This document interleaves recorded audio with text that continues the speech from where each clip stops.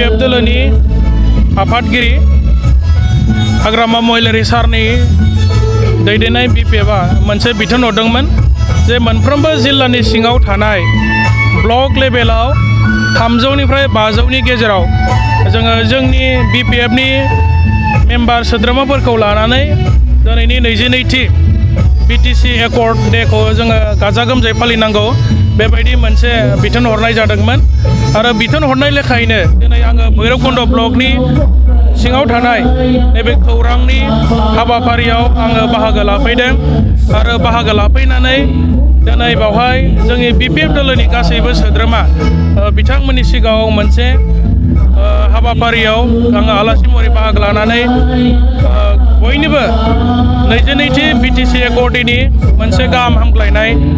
जासिदों जायफोर मुंख्लंफोरनि जिउ बावनायनि बिनिमयाव दिनै BTC सोरजि जाबाय आरो बिनि गेजेरजों जोंनि माहारिया एसेब्लाबो बे ओनसोलाव जौगानाय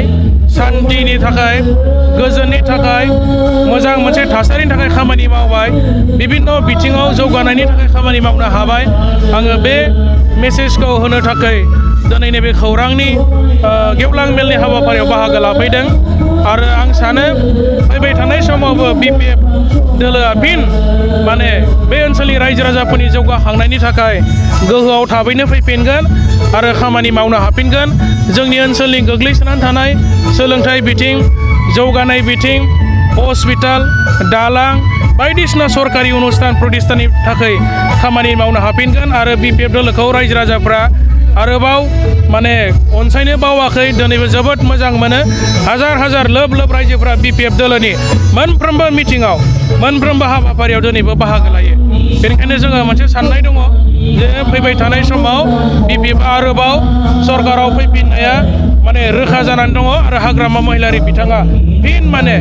नैबे BTCनि चिफ जानानै बिथाङा आरोबाव BTCनि डेभेलपमेन्टनि थाखाय खामानि मावनो मोनफिनगोन आं बेखौ मिजिंथियो नोंथांमोना साननानै नाय दिनै मोननै समस्थियाव BPFआ बिजाथि होगोन दरं उदालगुरि आरो लोगोसे क'क्राझार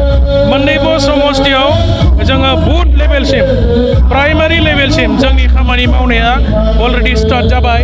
आरो जोङो रायजो राजानि खाथियावबो थांबाय बे रायजो राजाफ्रा बयबो बुंगासिनो दं जे एबार नांगोलनि सिनावसो भट होनो रेडि माने बिथांमोना बुंदों थांनाय 17 बोसोराव BPFआ हाग्रामा महिलारि सारा चिफ जानानै जाबायदि जौगाखांनायनि खामानि मावनो हादोंमोन जोङो बै समखौ जोंनो नांफिनगौ आरो दिनै BPFनि सायावसो जोंहा फोथायनाय दङ बे खोथाखौ दिनै जाने भटार रायजोफ्रा बुंगासिनो दङ दा बेनिखायनो जोङो सानदों दरं उदालगुरि लोगोसे क'क्राझार मोननैबो लकसभा समस्थियाव BPF दोलोनि बिजाथा देरहानाया 100% खाथां जोङो बे माने बिसासखौ मोनदों आरो BTR सक्तिखौहाय मिनिंलेस सक्ति होनना बुंदों नोंथांमोननि एक्स CM हाग्रामा महिलारिया बुंदों बे मिनिंलेस सक्ति होनना बुंदों दा बेखौ आं बुंनायल' नङा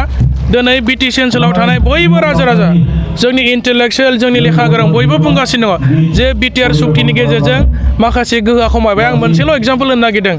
जे गोदोआव EMफोर जायफोर एक्जिकिउटिभ मेम्बार्स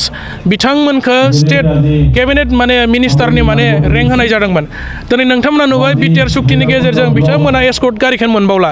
जास्ट मोनसे फिसा उदाहरन आरो बयबो रायजो राजाफ्रा मिन्थिनायनि जे बिथांमोना दिनै जायफोर EM दङ जि समाव हाग्रामा महिलारि खुंथायनि समाव बे EMफोरा माने एस्कर्ट गारि मोनोमोन बिथांमोनखौ स्टेट रेंकनि मिनिस्टार बिथांमोननो बेबायदि गोहो होनाय जादोंमोन खिन्थु दिनै बिथांमोना बे रेंकनिफ्राय गाहायाव ओंखारबाय आरो बिनि लोगो लोगोनो साख्रि होनो हानाय गोहोखौबो खोमाना लाबाय CSB सेन्ट्रेल सिलेक्शन बोर्ड मोनसे दङमोन साख्रि होनानै साख्रिनि इन्टारभिउ फाथिनानै बेखौबो बिथांमोना सिफायनानै लाबाय दा 16टा डिपार्टमेन्टखौबो बिथांमोना आरोबाव माने दिसपुरनो गथायफिननाय खोथा नोंथांमोना बयबो मिथिगौ दा बेबायदि मोनसेनि उनाव मोनसे गोहोफोरा माने दानलांजाबाय थानायखौ जों बयबो नुदों अफिसियेलि जों मिथिदों आरो बेनिखायनो बयबो बुंदों BTR सक्तिया दिनै जोंनि ओनसोलनि थाखाय बर' हारिनि थाखाय आरो BTC ओनसोलाव थानाय गासै हारिनि थाखाय मोनसे खहा गोनां होननानै बयबो दिनै बुंगासिनो दङ मोनसे सोंथि खालामो नोंथाङा सानसे समाव सासे बर' आफादनि गोख्रों दैदेनगिरिमोन नाथाय जों दा नुनो मोनदों नोंथाङा अपोजिसन पार्टियाव गोबां माने इनभल्भ जानानै गोख्रों खामानिखौ मावदों नोंथाङा माखौ नुनानै एसेबां बेयाव गोख्रों खामानि बेथ' गोबाव जाबाय आङो दिनै BPF आव खामानि मावनाया बै समावथ' फरायसा आफादाव दङमोन मावनांगौ समावथ' मावबाय आन्दलनाबो जोब्बाय इसुआबो जोब्बाय खिन्थु बिनि उनाव गावबा गाव चइस मथे आं सानो बयहाबो राइट दं पलिटिक्स खालायनायनि नों जेखौ कम्फर्टेबल मोनो जाय राजनिति आन्दाखौ नोंथाङा मोजां मोनो माने as you feel comfortable wherever you feel comfortable माने नोंथाङा माने जइन जानो हायो खामानि मावनो हायो बियो डेम'क्रेसि देशसो बेखौ रावबो होबथानो हाया बादा होनो हाया माने जेराव थानानै नोंथाङा खामानि मावनो हागोन बायदि सानो जेराव थानानै नोंथाङा खामानि मावनो कम्फर्टेबल फिल खालायो इउ केन जइन द पार्टि UPPL दोलोनि मावथिफोरखौ रायनायखौ बन्द खालामनांसिगोन मानोना UPPLनि गोबां मावथिफोरा BPF आव जइन जानो फैगासिनो ना गोबां मानसिफ्राथ' दिनै BPFनि आदर्श नीतिखौ मोजां मोनदों जायफ्रा रुलिंआव दङ बिथांमोननि गोबाङानो दिनै फैगासिनो दं जुदिও जोङो अपोजिसन पार्टियाव दङ थेवबोथ' BPF आव जइन जानो नागाराखै मानसिफ्रा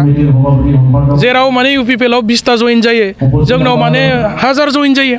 1000 2000 3000 5000 नोंथांमोना नाय मोनफ्रोमबो BTC काउन्सिल समस्तिफ्राव 3000 निफ्राय 5000 7 8000 सिम जोंनि भटारफ्रा जोंनि सापर्टारफ्रा बारिगासिनो दङ दा बेनिखायनो जोङो 100% कन्फिडेन्स बिल्ड आप जाबाय एबार आरो मेजरिटी लानानै BPF आ सरकार सालायगोन